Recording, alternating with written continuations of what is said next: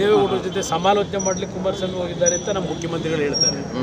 ನಾವು ತಂದೆ ಉಳಿಸ್ಕೋಬೇಕು, ತಾಯಿ ಉಳಿಸ್ಕೋಬೇಕು ಅಂತೇಳಿ ನಮ್ಮ ಒಂದು ಕನ್ಸರ್ನು, ಕಳಕಳಿ, ಅದನ್ನು ಸಹ ರಾಜಕೀಯವಾಗಿ ನಮ್ಮ ಮುಖ್ಯಮಂತ್ರಿಗಳು ಬಳಕೆ ಮಾಡ್ಕೊಂಡ್ರೆ ಅವ್ರಿಗಂತೂ ಬಹುಶಃ ಆ ಬಾಂಧವ್ಯ ಅನ್ನೋದು ಇದೆಯೋ ಇಲ್ವೋ ಗೊತ್ತಿಲ್ಲ ಕುಟುಂಬಗಳಲ್ಲಿ.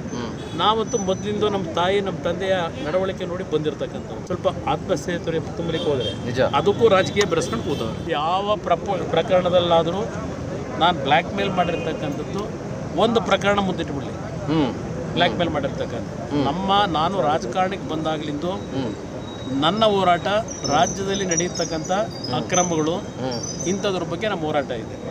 ಅದು ಹೊರತುಪಡಿಸಿ ನಾನು ಯಾವುದೇ ಕಾರಣಕ್ಕೂ ವೈಯಕ್ತಿಕವಾಗಿ ನನ್ನ ಒಂದು ಬೆನಿಫಿಟ್ಗೆ ನನ್ನ ಜೀವನದಲ್ಲಿ ಎಂದೂ ಸಹ ಯಾವುದೇ ಬ್ಲ್ಯಾಕ್ ಮೇಲ್ ರಾಜಕಾರಣ ನನ್ನ ಜೀವನದಲ್ಲಿ ಮಾಡಲ್ಲ, ಮುಂದಕ್ಕೆ ಮಾಡೋದು ಇಲ್ಲ. ಆ ಕಂಟೆಂಟನ್ನು ಹೊರಗೇನು ಬಿಟ್ಟಿದ್ದಾರೆ, ಆ ಬಿಟ್ಟಿರ್ತಕ್ಕಂಥ ಮಹಾನುಭಾವರುಗಳಿಗೆ ಏನಾದರೂ ಅಲ್ಪ ಸ್ವಲ್ಪ ಮಾನವೀಯತೆ, ಹೆಣ್ಣು ಮಕ್ಕಳ ಬಗ್ಗೆ ಅಲ್ಪ ಸ್ವಲ್ಪ ಪೂಜ್ಯ ಭಾವನೆ ಇಟ್ಟುಕೊಂಡಿದ್ದರೆ, ಹೆಣ್ಣು ಮಕ್ಕಳ ಬಗ್ಗೆ, ತಾಯಂದ್ರ ಬಗ್ಗೆ ಆ ರೀತಿಯ ಒಂದು ಕಂಟೆಂಟ್ ಅವ್ರ ಕೈಗೆ ಸಿಕ್ಕಿದಾಗಲೂ ಅದನ್ನು ಬಿಟ್ಟಿರ್ತಕ್ಕಂಥದ್ದೇ ಮಹಾನ್ ಅಪರಾಧ ನನ್ನ ಅಭಿಪ್ರಾಯದಲ್ಲಿ.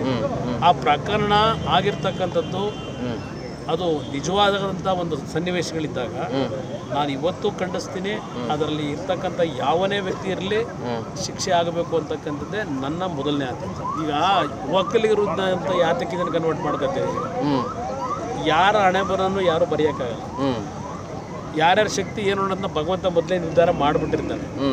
ಇವೆಲ್ಲ ಕೃತಕ ಚಕ್ರ ಸುತ್ತಾ ಇರ್ತದೆ. ಚುನಾವಣೆಗಳು ಈ ಒಂದು ಪ್ರಜಾಪ್ರಭುತ್ವ ವ್ಯವಸ್ಥೆನಲ್ಲಿ ಒಂದು ಬಾರಿ ಮೇಲೆ ಹೋಗ್ಬೋದು, ಒಂದು ಬಾರಿ ಕೆಳಗಿಳಿಬೋದು. ಯಾವನಿಗೂ ಶಾಶ್ವತ ಇಲ್ಲ ನನ್ನ ಅಭಿಪ್ರಾಯದಲ್ಲಿ. ಇಲ್ಲಿ ನಾನು ಒಕ್ಕಲಿಗರ ರೆಪ್ರೆಸೆಂಟೇಟಿವ್ ಅಂತ ಹೇಳಿ ಸ್ಕೋಪ್ ತಗೋಬೇಕು, ಆ ಶಕ್ತಿ ಬೆಳೆಸ್ಕೋಬೇಕು ಅನ್ನೋದು ನನ್ನಲ್ಲಿಲ್ಲ. ನನ್ನ ಇವತ್ತು ಏನಾದರೂ ಈ ಮಟ್ಟಿಗೆ ಬರಬೇಕಾದ್ರೆ ಒಕ್ಕಲಿಗ ಸಮಾಜದವನು ಅಂತಕ್ಕಂಥದ್ದು ನನ್ನ ಸಮಾಜದ ಜನ ಒಂದು ವರ್ಗ ನನ್ನ ಕೈ ಹಿಡಿದಿರ್ಬೋದು. ಆದರೆ ಆ ಜನ ಕೊಟ್ಟಂಥ ಶಕ್ತಿಯನ್ನು ರಾಜ್ಯದ 6.5 ಕೋಟಿ ಜನತೆ ಯಾವುದೇ ಸಮಾಜದವರಿರಲಿ ಅವರ ಪರವಾಗಿ ಧ್ವನಿ ಎತ್ತಿ ಕೆಲಸ ಮಾಡಿದ್ದೇನೆ. ಈ ವಿಷಯದಲ್ಲಿ ನಾನು ಉದಾಹರಣೆ ನಿಮ್ಗೆ ಹೇಳ್ತೀನಿ.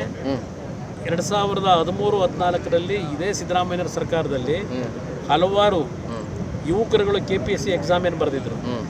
ಆ 362 ಜನದ ಒಂದು ಯಾವುದೋ ಒಂದು ಕಾರಣಕ್ಕೋಸ್ಕರವಾಗಿ ಸರ್ಕಾರ ರದ್ದು ಮಾಡೋದು. ಆ ಒಂದು ವಿಷಯವನ್ನು ಯಾವ ಮಟ್ಟಕ್ಕೆ ನಾನು ಆ್ಯಸ್ ಎ ಜನಪ್ರತಿನಿಧಿಯಾಗಿ ಅವ್ರ ಪರವಾಗಿ ಧ್ವನಿ ಎತ್ತಿ ಕೆಲಸ ಮಾಡಿದ್ದೇನೆ. ಕೊನೆಗೆ ಈಗ ಏನಾಯಿತು, ಸಿದ್ದರಾಮಯ್ಯನವರು ತೆಗೆದುಕೊಂಡಂಥ ನಿರ್ಧಾರದಿಂದ ಅದೆಂತೂ ಸ್ವಚ್ಛ ಮಾಡ್ತೀವಿ ಅಂದಲ್ಲ KPSC ಆಫೀಸ್ನ, ಸ್ವಚ್ಛ ಆಯಿತಾ? ಸಿದ್ದರಾಮಯ್ಯನವ್ರು ಕೇಳ್ತೀನಿ ನಾನು, ಸ್ವಚ್ಛ ಮಾಡ್ತೀನಿ ಅಂತ ಹೇಳಿ ಆ 360 ಜನದ ಹೊಟ್ಟೆ ಮೇಲೆ ಹೊಡೆದ್ರಲ್ಲ ಒಂದು ಉದ್ಯೋಗ ದೊರಕತಕ್ಕಂಥದ್ದಕ್ಕೆ. ಕೊನೆಗೆ ಅವನು ಯಾರೋ ಒಬ್ಬ ಕುರುಡ ವೆಸ್ಟ್ ಬೆಂಗಾಲ್ನಲ್ಲಿ IAS ಪಾಸ್ ಮಾಡ್ಕೊಂಡು ಹೋಗಿದ್ದಾನೆ. ಅಲ್ಲಿ ಇವತ್ತು ಅಂಥ ವ್ಯಕ್ತಿಗಳನ್ನ ಬೀದಿಗೆ ತಂದು ನಿಲ್ಲಿಸಿದ್ರು. ಇದು ಈ ಸರ್ಕಾರ ಮಾಡಿದ, ಅದ್ರ ಬಗ್ಗೆ ಧ್ವನಿ ಎತ್ತಿದೆ. ಕನ್ನಡಿಗರ ಮೆಚ್ಚಿನ ನಿಮ್ಮ ನ್ಯೂಸ್ 18 ಕನ್ನಡ ಈಗ ವಾಟ್ಸ್ಆಪ್ನಲ್ಲಿಯೂ ಲಭ್ಯ. ಕರ್ನಾಟಕ ಮತ್ತು ದೇಶ ವಿದೇಶದ 360 ಡಿಗ್ರಿ ಸುದ್ದಿ ವಿವರವನ್ನ ನೀವು ನಿಮ್ಮ ಕೈ ಬೆರಳುಗಳಲ್ಲಿಯೇ ಪಡೆಯೋದಿಕ್ಕೆ ಈ QR ಕೋಡ್ ಅನ್ನ ಸ್ಕ್ಯಾನ್ ಮಾಡಿ. ನಮ್ಮ ಚಾನೆಲ್ ಅನ್ನ ಫಾಲೋ ಮಾಡಿ, ನೋಟಿಫಿಕೇಶನ್ ಆನ್ ಮಾಡಿ.